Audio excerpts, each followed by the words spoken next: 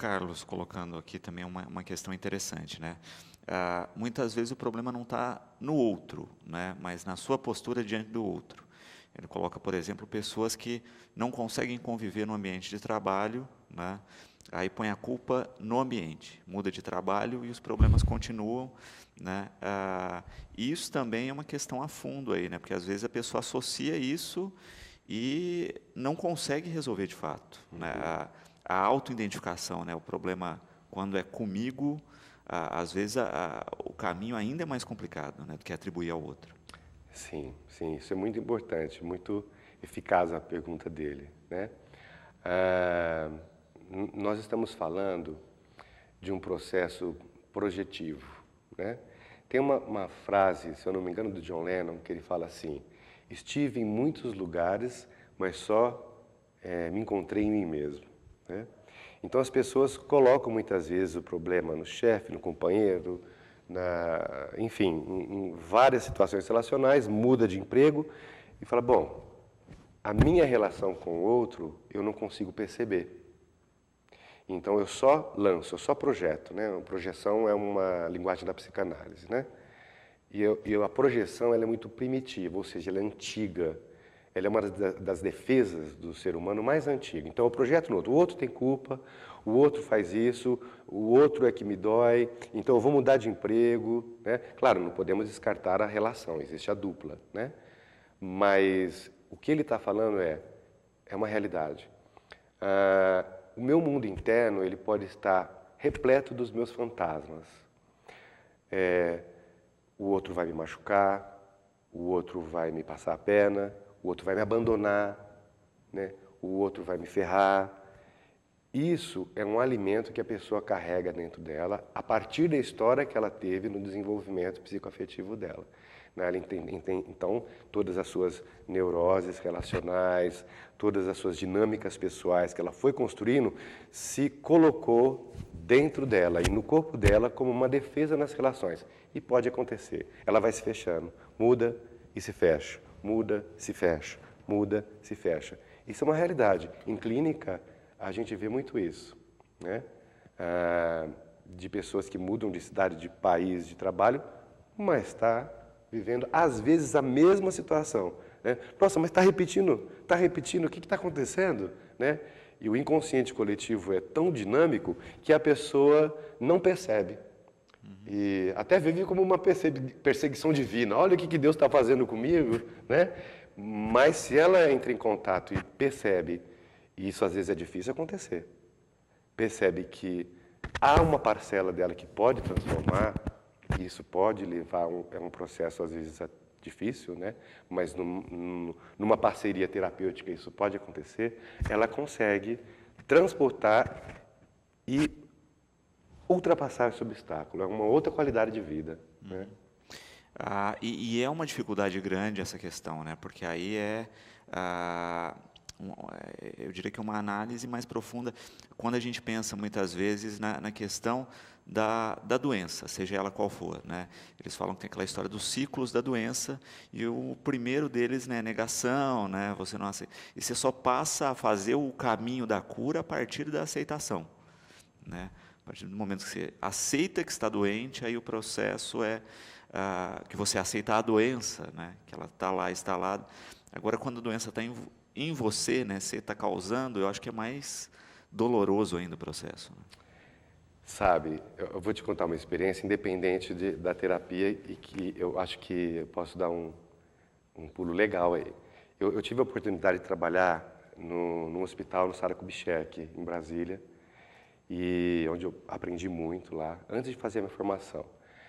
E o meu primeiro paciente, ele ficou tetraplégico a partir de um acidente de carro. E foi muito difícil a aceitação, né? No caso, não é uma doença, foi uma fatalidade.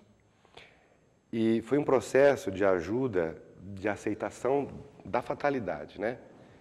A partir daquela experiência, depois que eu fiz a formação, isso que você está falando, nossa, é tão importante. Quando a gente está doente e percebe que nós temos uma parcela de colaboração, não de culpa, né? Inconsciente.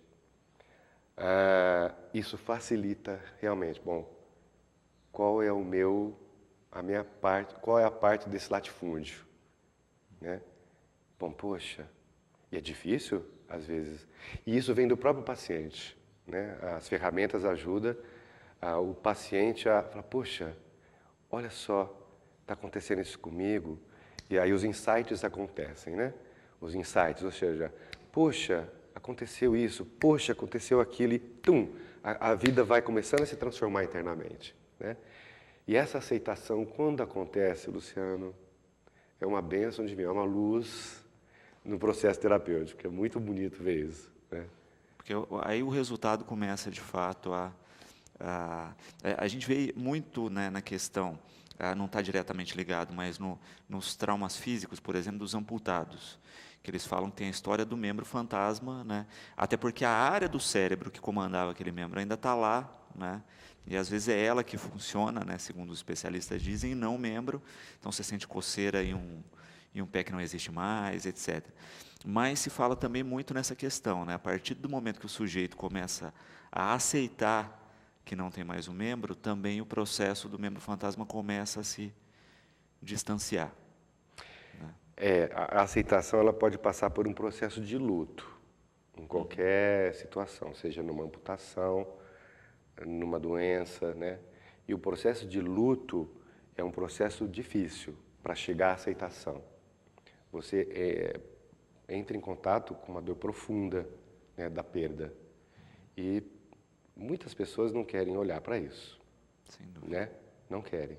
Então, qualquer tipo de perda, seja física, seja pessoal, né, relacional, a aceitação também passa pelo processo de luto.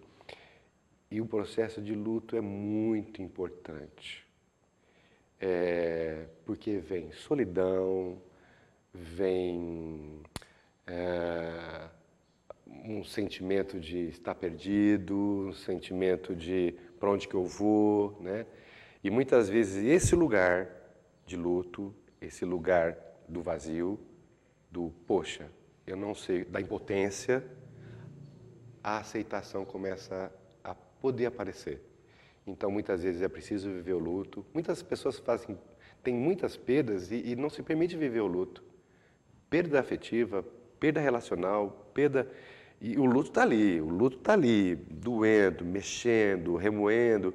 E é tão dolorido que a pessoa às vezes nega, você falou da negação, né? Nega, não quero ver. Aí sim é pior. Quando você olha para o luto, acompanhado inclusive, é muito importante, né?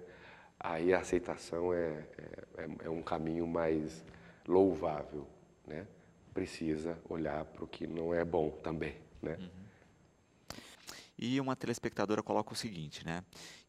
Que o filho dela é muito quieto, quase sempre não conversa, passa muito tempo fechado no próprio quarto.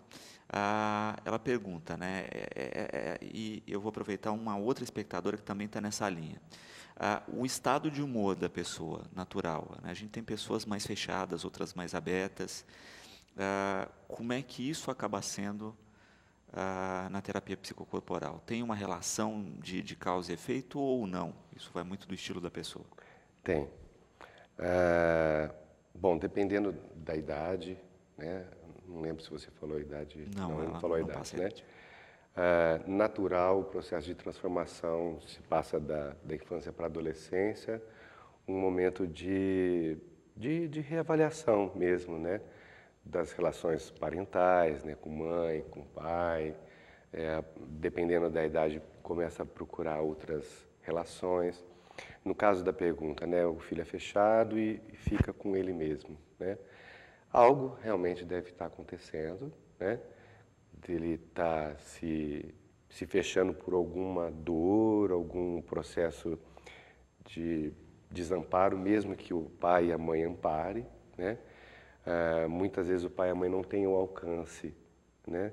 Até em função da história geracional, familiar, né? Alguma busca que a criança ou o adolescente está fazendo. Então, o se fechar, né? Se algo está acontecendo e eu não quero comunicação, né? Eu não quero conversa com ninguém, né? Eu quero estar aqui no meu mundo. É um mundo eu faço barulho, né, quando eu coloco. É um mundo muito protegido, né? Primeira coisa, não tem uma receita, né?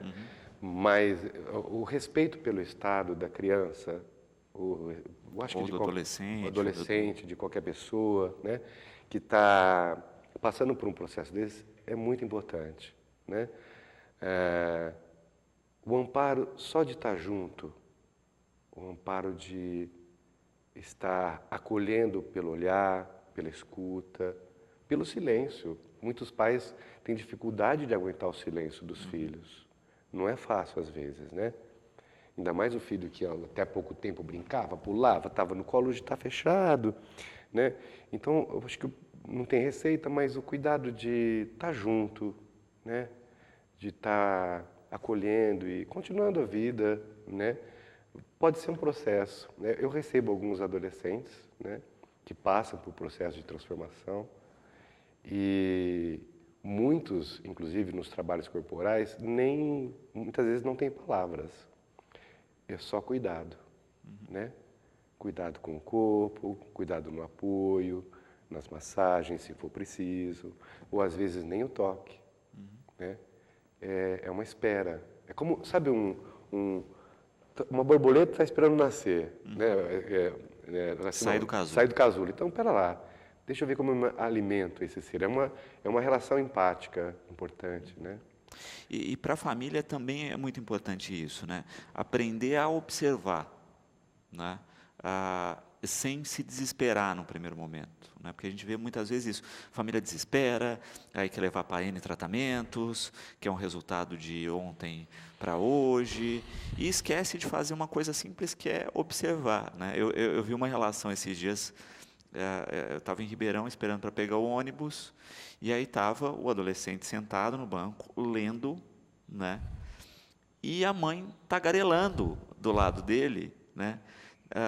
E brava porque ele não estava conversando. É óbvio que ele não estava conversando porque ele estava lendo, né? Todo mundo estava em volta observando, via que ele estava ligado no que ele estava lendo, né? Então, de ter esse perfil de observar o porquê do silêncio também, né? E às vezes disso, né? Olha, é uma coisa da adolescência que ele está dividindo com os amigos e não com você,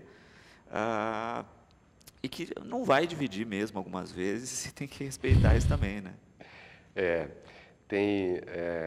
Já aconteceu isso algumas vezes, da mãe procurar, né, um trabalho para adolescente, e geralmente eu converso com a mãe ou o pai, o adolescente, né, antes de começar o trabalho, e já aconteceu, né, de estar conversando com a mãe e eu perceber que a mãe estava muito dolorida, né, e o silêncio do filho tocou profundamente a dor da mãe.